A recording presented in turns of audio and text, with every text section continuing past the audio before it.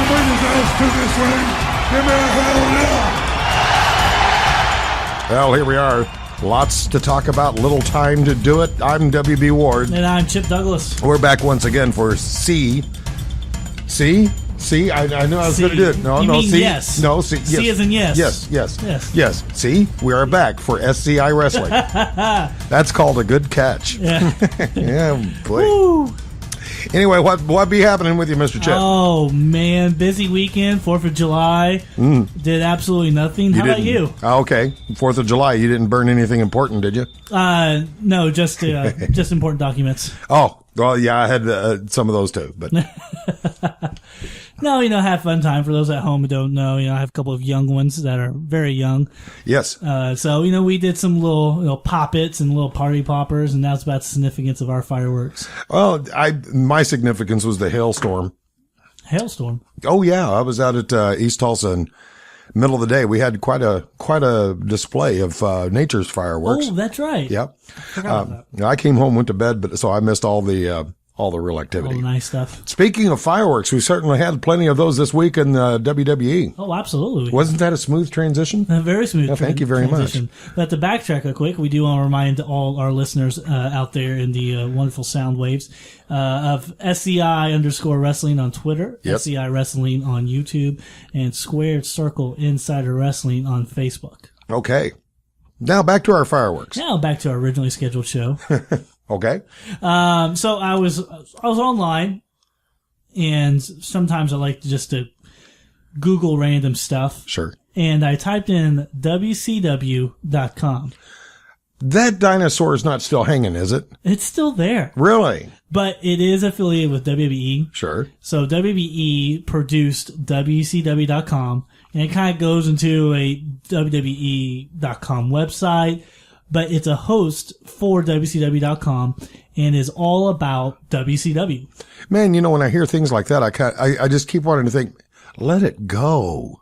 Oh, it's actually great. Is it? Oh, yeah, because they put like worst moments in WCW history. Oh, man. Do they have enough bandwidth for that? Oh, jeez. I don't know how they do it, but golly. They do. Like Brian Knobs had like a guy that was pretending to be a dog, and he found him like in the locker room drinking out of a toilet bowl. Oh, God. Man, that is creativity right there. Yeah. Yeah. I've been creative in the bathroom myself a few times. Man, let it die, folks. Just let it go. Like, what? I mean, if you're in the creative room, what sense do you think that's a good idea? Yeah. At what point do the words, hey, that sounds cool? Yeah. At what point do those words come out of somebody's mouth? Let's have him drink it out of a toilet. That's just like the thing. And I know there are going to be some people who are going to hate that I'm going to say this. To me, it's kind of like the same decision somebody makes when they have all these awful tattoos all over the body. Who goes, yeah, you'll look good in that. When does that ever come into the conversation? And this kind of, what we're talking about here with the WCW best of is kind of like, how many different ways can you polish a dog turd? Oh, absolutely. Wow. Speaking of writers. Yes. WWE has posted some writer positions on their website. Really? Yeah. Really? Yeah. Do they list qualifications? They do. Which are? You recall? Bachelor's degree. Okay, I got that. And some kind No, of... I don't. And some kind of history in film or some kind of show business entertainment. Maybe we should collectively submit a resume. That's a good idea. We could probably do that. We could use one of the shows, audio from one of the shows as being, here's what we can do. And they could have us on as guest commentators. Now that would be fun. I read a tweet about it. Someone mentioned that, if you apply, mention John Cena turning heel, #immediately fired. Does that increase one's chances? I think that decreases your chances immediately. Oh. I don't know. You kind of got me thinking. Maybe I'll log on to there. I suppose on the corporate site. I was just getting ready to say you have to go to their corporate site. Yeah, their corporate site. I think I will look into that. Try it. Try it out. The worst they can say is no. I'd miss you on the show. Well, what makes you, wait a minute. Why would you assume I would automatically quit doing this? I would just think they would make you stop. No, that'd be part of the deal. They have to syndicate this show if they want me as a writer. Oh, well, I take it then. I think I just nailed my unemployment status right there. I'd be excited about an upgraded studio. Oh, now that would be cool. That'd be nice. I don't know. This is pretty nice. Oh, it's nice. It's the best $28 could buy. So what else would be happening? The Divas new reality show. Have you checked that out yet? I'm kind of, I don't know. I know I haven't is the answer to your question, but believe it or not, I'm kind of thinking, why would I want to watch that? Well, that in itself is a redundant question. I know. I thought there'd be two reasons. No, you could think of the reasons and multiply them by 2. Excuse me. The Divas show started off, I'll be honest, I haven't watched it either. But it's features Natalia, the Bella twins. Right. And I think the Funkadelics. Is AJ on it? I don't think so. Well, there you go. I thought the Bella twins. But the Bella twins would be right up there. So wait. So just so everyone's understanding, is AJ number 1? For me, yes. Okay. All right. Well, then my tweet of the week ain't gonna be that good. Oh no! You can still go and see. Bella twins has to come in second because they have 2. Okay. See, AJ is 1. So would they be 2 and 3? No, just 2 because they're together. They're together. So we got 1 and we got 2. So therefore, if we have any triplets come in, well, guess what? They're going to be number 3. Well, 2 beavers are better than 1, and they're twice the fun. Absolutely. But moving on with the show. So TNA, I know you don't keep... Speaking of that, that's a great segue. TNA. Impact Wrestling is actually their proper name, but I always reference TNA. I know you don't keep up with it. Yes. Which I completely understand. But they've actually have fallen behind on their payroll.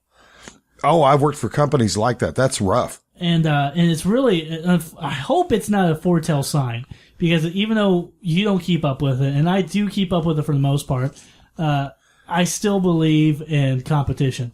And just like, in the mid to late 80s, early 2000s, before WCW went out of business, the best time to be a wrestling fan was in that time. Yes. Why? Because competition was at its highest, and they had to bring their best every single week.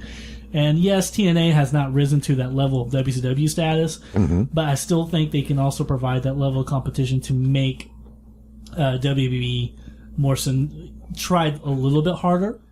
And with no competition, I feel like they can become comfortable, which is why the WCW Invasion Angle never worked. Well, with the, and you and I kind of talked about this once, not during a show, but after we recorded a show one time. I mentioned about, was it really a good idea for WWE to take Monday Night Raw and stretch it into 3 hours long, where now it's just about the length of a pay-per-view. Oh, yeah. Now they have a 3 hour a week show on Monday night, 2 hours on Friday nights. They have 1 hour in between, with the main event. Then they have once a month, on an average, once a month, a big pay-per-view. They have really saturated the marketplace, and I've been thinking about it. I think maybe part of their strategy was not so much to increase their market share, but was just to simply take organizations like TNA Impact Wrestling and put them in a position where it makes it difficult for them to compete for a slice of the pie, because now they have such a huge part of that pie just virtually leaves nothing for anybody. Yeah, good point. Meanwhile, WWE can afford to take the hit, because they have it all. What do they got to lose? You ready for your tweet of the week? Tweet of the week. This comes from I don't know who this guy is, but he follows us on Twitter, and I just follow him back. But his name's Jackson. I can't pronounce his last name, but he goes, the Bellas are the breast thing about Raw tonight. Amen, brother. Amen, brother. I thought that was worth a shout out. Thank you, absolutely, Jackson. Absolutely. Wherever you are out there in Twitter land. So there you go. And if you happen to have any photo files on your computer, you can send them to Bill at musthave.com. Wow. Money in the Bank and Raw next. Right? Absolutely. We're going to have all that and more still to come this week right here on SCI Wrestling. Okay, forest animals, kids are coming to the forest, and it's up to us to make their visit a good one. Sparrow, have you practiced the most popular bird songs for the year? Of course. Catchy. I like it. River, how's the temperature? It's a refreshing 52 degrees, man. I love it. Turtle. He's not here yet, man. He's late every morning. Okay, Squirrel. The forest has been preparing just for you. To learn more about cool things to do in the forest, visit discovertheforest.org. Brought to you by the U.S. Forest Service and the Ad Council. If you enjoy Ward's Daily Almanac on the radio, chances are you'd love Ward's Daily Almanac in book form. And WB is working on this, but needs your help. To donate, search for Ward's Daily Almanac on Kickstarter.com or go to WBWard.com and click on the word Kickstarter. There you can watch a video about the project and learn about great rewards for giving. That's Kickstarter.com and search for Ward's Daily Almanac or WBWard.com and click Kickstarter.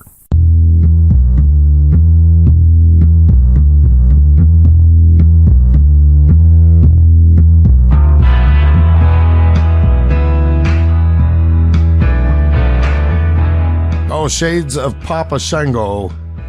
That's the entrance music for the Wyatt family. I don't know, Chip, what did you think about their debut last night? We're going to talk a little bit more in the show, but Okay. I loved it. Okay. I loved it. Cool. I love their music. Oh, their music's phenomenal. I mean, who would have thought? I mean, for those out there, Bill and I are both accomplished musicians. Yes. And for such an easy bass slide, Me more so than you.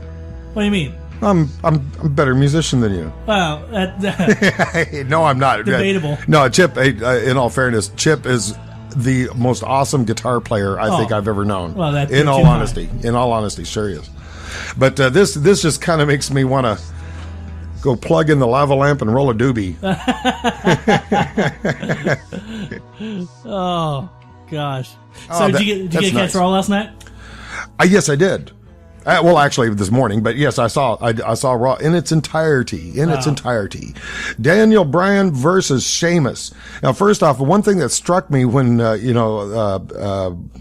her name, Vicky, when Vicky announced the big matches, right. It was just like a face to face, and that's the first thing that hit me because every single match she set up was a face against face, and I don't think I've ever seen that happen. Because it had the only one she talked about was Bryant versus Sheamus. Right. Cena. Well, no, that she didn't mention that one. She mentioned Kane and Christian, and there was one other last night, and these were all faces. Punk and Orton. Yeah. Oh, I didn't see that. That was the very last match. I didn't see that one. Oh. I fell asleep. I must have zapped out. I did not see that one. Okay, we'll come back to that.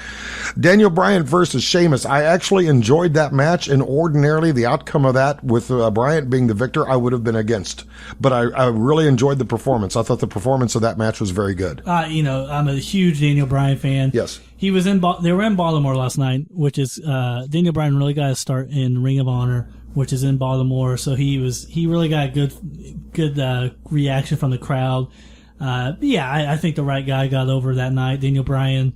And as much as I am not a fan of Sheamus, I thought he did a solid performance working with Daniel Bryan. So I give him kudos. Really? You're not too much of a Sheamus fan? I can't stand Sheamus. Really? Yeah. I'm kind of surprised. Even though he did look like he hit a tanning bed. Well, I always assumed you'd probably be a Sheamus fan. No. Because I am myself. I'm just surprised to hear that. I don't get it. You think he should just be a heel? Yeah.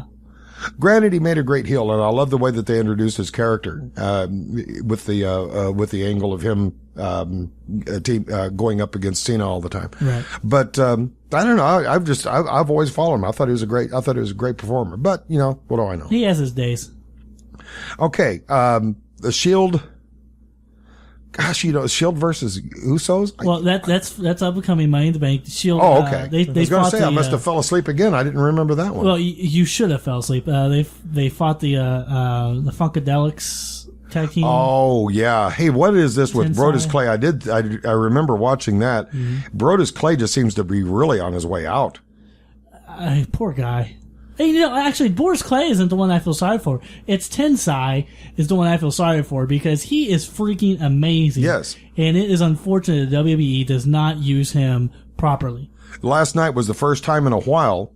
I can honestly say it was not the first time, but it was the first time in a while where I actually heard the crowd chanting "boring." Oh yeah. And, I mean, it was bad. I mean, as much as I love the Shield, Seth Rollins is phenomenal. and Roman Reigns is. But yeah, it was not a good match to help the Shield's credibility go into the pay-per-view. But they do have the Usos coming up this Sunday. It's the pre-show, so it's going to be the one match free. My prediction for it is I don't see them putting over the Usos quite yet. I see the Shield winning and continue going to SummerSlam with the tag belt. I think so. I think they're going to take that. I think the Shield's going to take that all the way to WrestleMania. Oh, they very well could. And I do think they will lose it there. But if they don't do something soon with Brodus, I think he's losing fan support, like crazy. Oh, absolutely. The only thing that keeps his fan support alive now are the Funkadelics themselves. And they could even more with this new reality show. They could be his only saving grace. And I hope, like the Dickens, they don't, they stop this nonsense of them singing their theme song. They did that on one episode a couple of weeks ago, and they were horrible singers. I missed that. Oh, you didn't miss anything. They want to stand up and shake their booty. They got the vote from me. I will back that until my dying breath. But the second they open their mouth to start singing, that's when I start changing channels. I mean, it was just awful. Other than that, it was pretty good. Yep. Next was the John Cena Mark Henry confrontation. That was possibly the biggest waste of time. They can't top what they did when Mark Henry pulled the old switcheroo. And I completely agree. It was from a creative standpoint, I don't understand it at all. And more than anything, in this breaks my heart. Well, no, it really breaks my heart, but it makes me very upset. Because I think with that one part of the show, they just signified to me that John Cena is going to beat Mark Henry at Money in the Bank. I think so. I thought last night a much better promo would have been had they done one of the backstage scenarios where Mark Henry was in the dressing room or something like that. Some kind of setup like that, and somebody was trying to deliver Mark Henry a present or something to that effect. Kind of like when they AJ was setting up what's her name, that she had a secret admirer. Oh, Caitlyn? Yeah. But having the tables turned on Mark Henry with John Cena pranking him in some fashion to get back for the big prank he did a couple of weeks ago. And I completely agree. I mean, John Cena tried picking up to do the attitude adjustment, and he fell flat. So it's like the promotion. Yeah, exactly. Yeah. And to me, that was it. I was like, oh, great. So now we're going to go into Money in the Bank, and the big accomplishment is going to be John Cena put Mark Henry in attitude adjustment, and he wins, which is so pitiful. Mark Henry deserves at least another title run, especially after that promo that we keep going on and on about. He's put on a great performance these past couple of weeks, and not even just that promo. So he deserves it, and it's kind of sad. I hope I'm wrong, but I don't see them putting the title on Mark Henry at Money in the Bank. I would love to see them do that, though. I'd love to see Mark Henry get that. Absolutely. Just to see if they can manufacture a belt large enough to go around him, if for no other reason. It'd just go on the shoulder. Yeah, they're. I wonder how many cows they would have to butcher to make that much leather. Man. Anyway, moving on with Jericho and Axel. I am slowly. Yes, exactly. I am slowly becoming a non-Heyman fan. It almost, watching that match last night, I got the distinct impression that with the writers or the creative team or the upper management, Heyman must have gotten in trouble with somebody. And as his punishment, he has to go out and polish this dog turd named Axel. I think he chose him. I would hope he would have better taste than that. I mean, rumor has it backstage that since they're so down on writers, that Paul Heyman and I almost said Uncle Zeb. Uncle Zeb. Boy, that's a long time ago. Yes. Local reference. Local reference. His real name's Dutch Mantel, or at least that's what his former name was. Yes. Are writers now for WB. They're filling in since they're so down. So I see Heyman picking this guy. Was it the right guy to pick? No. I'm losing faith very, very quickly. I thought it looked good on paper, but man, I just don't see it. There's other talent that he could have picked that I thought would go a whole lot farther. There's a couple of guys in NXT right now that look damn good. And even guys in the main card that he could have repackaged. And I don't care who his daddy was, he was not the perfect choice. No, absolutely. He did not inherit his father's genes. It's unfortunate. It is, and I hate to be so hard on a guy who probably otherwise is a talented individual. Yeah. But they've got the wrong person in the wrong role at the wrong time, and it's not working out. So we'll move on quickly. Just quick predictions because these are waste of time matches. That's true. Jericho, Ryback. No, that's just I don't buy into that at all. I see Ryback going over just because. Sure. And then Axel versus Miz, which I didn't even know was going to be on the card, but I guess it was. That's a misfit. It's going to be. I think it's going to be Axel. I don't see them putting over Miz for anything. Yeah, the only way Axel can get over on him is if they write it into the script. So, all right, now a fun segment. This is going to be an interesting one because I'm really get your opinion on this one. Mm-hmm. They really didn't do much with the Money in the Bank heel side Money in the Bank ladder match for the World Heavyweight Championship, but they had a little segment with them. Yes, but going straight to the pay-per-view predictions: Cody Rhodes, Damian Sandow, Jack Swagger, Antonio Cesaro, Wade Barrett, Fandango. Who's your prediction? I think Barrett. That's a good prediction. I really think Barrett will. Out of all the people on the list, I got narrowed down to two. Mm-hmm. He's one of the two. But I'm gonna go on the limb. I'm gonna pull a WB Ward. Fandango. Okay, well, good. I'm glad to see you'll finally be wrong on one of your predictions. I know it's not going to be Rhodes. It's not going to be Sandow. It's not going to be Swagger. It's not going to be Cesaro. No. If they do, I'll be really surprised. I will be disappointed. Cesaro I'd be okay with. But the other ones, maybe Cody Rhodes I'd be okay with. But I thought Barrett or Fandango. I'm going to say Fandango just because. Well, they certainly set up the premise for it in that promo last night when Fandango tried to say his name and Barrett just cleaned his clock. That's true.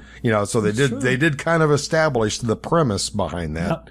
But I think when all is said and done, Barrett, with a Barrett Bayrage, he's a tough cookie to crack. He deserves it. Yes. He's a good performer. He's a good entertainer, and I think he goes over well with the fans. So next on the list, we'll skip over what they did on Monday, but Del Rio versus Dolph Ziggler. World Heavyweight title, Money in the Bank. What do you got? No prediction? Dolph Ziggler. Okay. I just don't like, I just don't care much for Del Rio at all at this point. All right. I'm going to go with Del Rio. I don't see them changing many titles before SummerSlam, so. I'm glad Sin Cara's not in the Money in the Bank. I put him, because Sin Cara was unfortunately a jobber for Del Rio last night. Yes. So, his lights fade down like his career is. Yeah, pretty much. Moving on to more exciting things about the show. Vicky Guerrero. I love the premise. I hated the outcome. I was too. I saw it on Twitter last night. A lot of people were excited about Brad Maddox becoming the new GM. Yeah, I don't know. I thought they should hold off and try to bring in somebody that actually had some credibility or a name attached to him. I think Vicky did a marvelous job playing her role in that. I think she sold very well. She sold it great. And I got to tell you, Stephanie McMahon is getting hotter with each and every passing day. Like a fine wine. Oh, I'm telling you. Oh, Stephanie. This is a personal message to Stephanie. Stephanie, dump that loser of a husband of yours. Come check me out. Who I respect very much. Yes, I respect him too. But for Stephanie, to take her out one night just to buy her dinner, I'd take on Triple H. And it started with, and now for my final show. But no, I respect Hunter tremendously. He's a great performer. He's definitely going to be one for the history books. Right. So I really don't mean this as any disrespect to him, but his wife is just absolutely drop down gorgeous. So moving on to the next match, they had Kane versus Christian, which that really wasn't the significance of the match. It's what happened after the match. Oh, yes, this is true. And that was what we talked about earlier, the debut of the Wyatt family. The Wyatt family made their return. In my opinion, this appearance of the Wyatt family is just like any other superstar whom they introduced through the use of an intro video over a period of weeks. The intro videos were far more interesting than the family themselves. Oh. When they got out there and the guy's in the rocking chair and stuff, I guess it was okay, but I did love the Papa Shango approach. I do love voodoo. Yeah, but the old Louisiana Bayou witchcraft and idea and things like that. I think that's very intriguing. It just seemed like they were just, okay, let's come up with a different idea. I know we'll come out of the audience. We'll come out with not black light, but with a complete dark house. It is just like, dudes, don't you guys have any other ideas at all? Oh, I mean, it seemed like they were redoing just about every gimmick they could possibly come up with. Well, this is still new to me.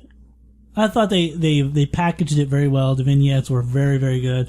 I knew it was going to be very hard for them to live up to the hype of the vignettes. Yes. Because those vignettes were really well made. Those were phenomenal. Oh, those were great. You could have just kept him on vignettes, and I think he would still be way over. Yeah. Look, and you know, with the blackout idea, the blackout entrance into the ring, if they needed to have done that with another wrestler other than Kane, whose brother was known for doing blackouts. Right. And so was Kane. Right. So, I mean, come on, let's freshen up the gimmick bag here a little bit. But it's going to be interesting where they go from here, because they had to have tagged Kane for a reason. So it's going to be very interesting to see where they go with this angle. They need to bring out the smoke pots again, like they used with Papa Shango, like they used with the Boogeyman. Yeah. You know, some kind of a pot that he carries that steams over in smoke as he walks out to the ring. It was just a lantern. That's all it was. I know it's a lantern, but they should be filling it up where it's where it's emitting fog as it goes. I agree. That was the only part I did not agree with was the lantern. I was really surprised at the audience's response the second that they had the spotlight on them. I mean, it was just like the coming of the Beatles. Yeah, they got over. Yeah. It's because those vignettes. The vignettes worked. And then they started wrestling, and everybody went, "Oh, that's all." Okay. But could anyone really live up to the hype that you haven't seen before? Oh man, that's got to be some hard shoes to fill. I was like, they're put in a very tough situation here because no one's seen them. It isn't like having Hulk Hogan return and having vignettes to promote it. Or RVD is a perfect example. Oh yeah, they've been promoting them for Money in the Bank. We know what we're going to get at RVD. He's a very good performer. These guys, unless you watch NXT, to a certain degree, you don't know what to expect. Well, and with RVD, in the example you gave with Hogan, you have the exact problem in reverse. It's how in the world do you make a promo that's worthy of those kind of shoes that this person already fills? However, with the Wyatt family, they had the problem of, okay, let's make this really cool video. Now, how do we develop the talent to fill that kind of expectation? Right. So you have two completely different problems coming from two completely different directions. All right. So last thing. We had CM Punk versus Orton, which is an okay main event, but I really want to skip to the Money in the Bank match since we're running short on time. Punk, Orton, Kane, Bryan, Sheamus, RVD. RVD. I mean, do you need to even ask for a prediction on that? That's really? Going to be RVD. You think so? How could it not be RVD? I don't think so. Really? Who are you thinking? Well, here's my prediction since it looks like we have a little bit of time here. I don't see Punk because he's on battle with Lesnar. Right. Orton, I don't see him because of the fact that I don't see them believing in him. Kane, same thing. Sheamus, mid-Carter. Yeah. RVD, I think he's going to be used to put over younger superstars, so I don't think that they're going to put him in Money Bank situation. So the only logical explanation to me who's going to win this one is Daniel Bryan. Wow. I hope you're wrong. Yes. I hope you're wrong. And I'm saying that, and you know that I'm a Daniel Bryan fan. I really am. But with all the hype that they have been giving RVD and with the reputation RVD has, I think it would just be a major disappointment to the crowd if RVD didn't come out with the gold. I think, as long as he puts on a RVD type performance, it's a win. Cause they're in Philadelphia, which is ECW territory. Mm-hmm. I think RVD's gonna get a big reaction. Daniel Bryan's gonna get a big reaction. Of course, Punk is too. But I think as long as RVD puts on a solid performance, which he will, he'll get over. And of course, there's a lot of argument to be made for the idea of, they don't want to adorn RVD too quickly because then they put themselves in a corner of where do they go from here. Exactly. And now he is he's re-signed to be a part-time wrestler. So do you really care have him? Well, I guess that would be pretty cool. Him just kind of fade into the sunset, then come back randomly to cash in. We'll see. I'm still saying Daniel Bryan, but I can see how they could use RVD. Now, because of some upcoming schedule changes, we're going to be away for a little bit, but in a little more than a week from now, we're going to be having our next episode of SCI Wrestling, and we're going to be giving the recap of the Money in the Bank, all that, and more. So please join us once again right here for SCI Wrestling.